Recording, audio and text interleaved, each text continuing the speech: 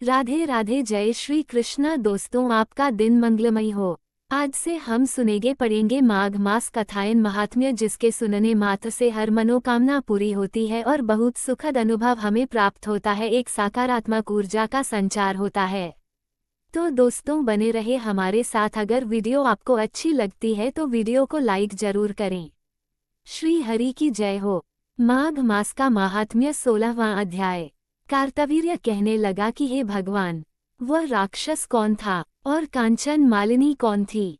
उसने अपना धर्म कैसे दिया और उनका साथ कैसे हुआ? हे ऋषि, अत्रि ऋषि की संतानों के सूर्य, ये कथा सुनाकर मेरा कौतूहल दूर कीजिए। तब दत्तात्रेय जी कहने लगे कि राजन, इस पुरातन विचित्र इतिहास को सुनो। कांचन मालिनी नाम की एक सुंदर अप्सरा थी जो माघ मास में प्रयाग में स्नान करके कैलाश पर जा रही थी। तब उसको मार्ग में जाते हुए हिमालय के कुंज से एक धाई राक्षस ने देखा। उस सोने जैसे तेज वाली, सुंदर कटी वाली, बड़े बड़े नेत्रों वाली, चंद्रमुखी, सुंदर केश और पीनप्योधर वाली सुंदर अप्सरा को देखकर उस राक्षस ने कहा कि हे सुंदरी, कमलनयनी, तुम कौन हो और कहाँ से आ रही हो? तुम्हारे वस्त्र और वेणी भीगी हुई क्यों है? तुम आकाश मार्ग से कहाँ जाती हो और किस पुण्य के प्रताप से तुम्हारा शरीर तेजस्वी और रूप मनोहर है?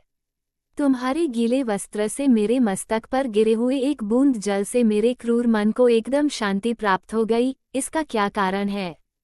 तुम बड़ी शीलवती प्रतीत होती हो, इसका कारण मुझसे कहिए। अप्सरा ने कहा कि हे राक्षस, सुनो, मैं काम रूपिणी अप्सरा हूँ। मैं प्रयाग में संगम में स्नान करके आ रही हूँ, इसी से मेरे वस्त्र भीगे हैं। अब कैलाश पर जा रही हूँ जहाँ पर श्री शिव निवास करते हैं। त्रिवेणी के जल से मेरी सब क्रूरता दूर हो गई, जिसके पुण्य के प्रभाव से मैं इतनी सुंदर और पार्वती जी की प्रिय सखी हुई। जो आश्चर्य देने वाला उदाहरण मुझसे ब्रह्मा जी ने कहा था सो सुनो। मैं कलिंग देश के राजा की वेश्या थी, रूप लावण्य और सुंदरता में अपूर्व थी। मेरी सुंदरता पर सारा नगर मोहित था और मैंने अनेकों प्रकार के भोग भोगे। अनेक प्रकार के वस्त्र और आभूषणों की घर में कोई कमी नहीं थी। कई कामी पुरुष आपस में स्पर्धा ही से मृत्यु को प्राप्त हो गए। इस तरह उस नगर में बड़ी सुंदरता से यौवन व्यतीत हुआ और मैं वृद्धावस्था को प्राप्त हो गई। तब मेरे मन में विचार उत्पन्न हुआ कि मैंने अपनी सारी आयु पापों में ही व्यतीत कर दी। धर्म का कोई कार्य, दान, तप, यज्ञ आदि नहीं किया, शिव या दुर्गा जी की आराधना नहीं की, न कभी भगवान विष्णु का पूजन किया। इस प्रकार अशांत चित्त से मैंने एक ब्राह्मण की शरण ली जो वेदों का ज्ञाता और ब्रह्मनिष्ठ था। मैंने उनसे पूछा कि मेरा उद्धार किस प्रकार हो सकता है। महाराज, साधु सज्जन अच्छे और बुरे सभी पर दया करते हैं, इसलिए मुझ दीन पर भी कृपा करके मुझ कीचड़ में डूबी हुई को पकड़कर उबारिए। क्षीर सागर क्या हंस को ही दूध देता है, बत्तख को नहीं देता? तब वह ब्राह्मण राजा का पुरोहित इन सब बातों को सुनकर मुझ पर दया करके कहने लगा कि तू ब्रह्मा के क्षेत्र प्रयाग में जाकर माघ मास में त्रिवेणी संगम में स्नान कर, परंतु मन में अशुभ क्रिया का विचार नहीं करना। पापों के नाश के लिए महर्षियों ने तीर्थ स्थान से अधिक और कोई प्रायश्चित नहीं बतलाया। प्रयाग में स्नान करने से तू अवश्य पवित्र होकर स्वर्ग को जाएगी।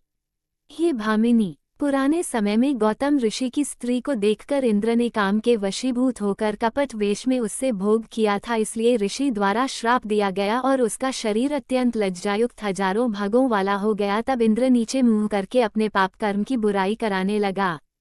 मेरु पर्वत के शिखर पर स्वच्छ जल वाले सरोवर पर एक स्वर्ण कमल से भरे हुए कोट में घुस गया और अपने पाप को धिक्कारता हुआ कामदेव की बुराई करने लगा कि यह सब पापों का मूल है।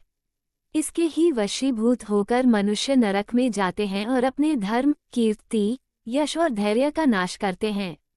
इंद्र ऐसा सोच रहा था कि इंद्र के बिना सारा देवलोक शोभाहीन हो गया। तब देवता, गंधर्व, किन्नर, लोकपाल इंद्राणी के सहित बृहस्पति जी से जाकर पूछने लगे कि महाराज, इंद्र के न रहने से स्वर्ग ऐसा शोभाहीन हो गया है जैसे सतपुत्र के बिना श्रेष्ठ कुल।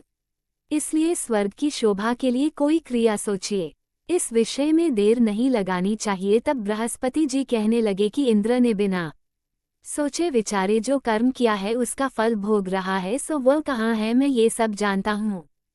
फिर गुरुजी ने सबको साथ लेकर स्वर्ण कमलों से युक्त बड़े सरोवर में इंद्र को देखा, जिसका मुख मलिन और आंखें बंद थी। तब इंद्र ने बृहस्पति जी के चरणों को पकड़कर कहा कि इस पाप से उद्धार करके आप मेरी रक्षा कीजिए। तब बृहस्पति जी ने इंद्र से कहा कि प्रयाग में स्नान करने से ही तुम पाप मुक्त हो जाओगे। तब इंद्र सहित सबने ही प्रयाग में जाकर संगम में स्नान किया और त्रिवेणी स्नान से इंद्र पापमुक्त हो गए। तब बृहस्पति जी ने इंद्र को वरदान दिया कि तुम्हारे शरीर में जितने भग हैं सब नेत्र हो जाएं। तब इंद्र ब्राह्मण के वर से 1000 नेत्रों से ऐसा सुशोभित हुआ जैसे मानसरोवर में कमल शोभायमान होता है।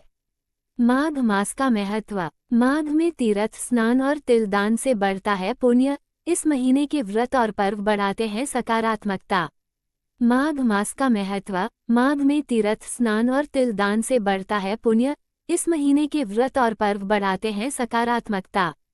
इसमें पूर्णिमा पर मघा नक्षत्र होने के कारण ऋषि मुनियों ने इसका नाम माघ रखा गया है। इस महीने में कई बड़े व्रत और पर्व आते हैं, जिनमें तीर्थ स्नान, दान और पूजा पाठ करने से जाने अनजाने में हुए पाप खत्म होते हैं और पुण्य फल भी मिलता है। पद्म पुराण में कहा गया है कि माघ महीने में जप, होम और दान का विशेष महत्व है। इन 3 चीजों को अपने रोजमर्रा में शामिल करना विशेष है। माघ महीने में सूर्योदय से पहले नहाने, कई तरह का दान करने और भगवान विष्णु का स्तोत्र पाठ करने से भगवान विष्णु की विशेष कृपा मिलती है। दोस्तों, ये थी आज की कथा। आपको हमारी वीडियो अच्छी लगी हो तो वीडियो को लाइक करें, चैनल को सब्सक्राइब करें, कमेंट में जय श्री राधे कृष्णा लिखना ना भूलें। राधे राधे दोस्तों।